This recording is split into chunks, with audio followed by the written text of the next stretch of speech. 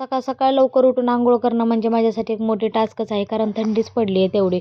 उठली, अंघोळ केली आणि त्याच्यानंतर स्किन केअर करून घेतलं, कारण की स्किन खूपच ड्राय होत चाललेली आहे. दिवसाची सुरुवात छान देवपूजेने झाली की कसं प्रसन्न वातावरण वाटतं, घरामध्ये पण एकदम आनंदमय वातावरण होऊन जातं. तर देवपूजा उरकून घेतली आणि त्याच्यानंतर पाया पडले देवांच्या. आणि आज नाश्त्यासाठी बनवले होते मस्त असे मी मेथीचे पराठे.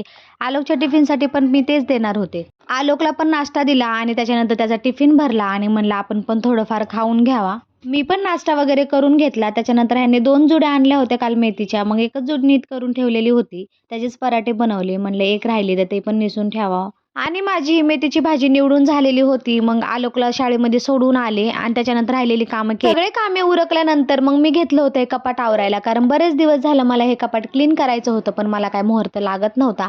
आणि आज फायनली त्याला मुहूर्त लागला होता. सगळ्या कपड्यांच्या व्यवस्थित अशा घड्या घालून घेतल्या आणि व्यवस्थित सगळ्या जागच्या जागी ठेवून दिलं. कसं मग आठवड्याभर टेन्शन राहत नाही.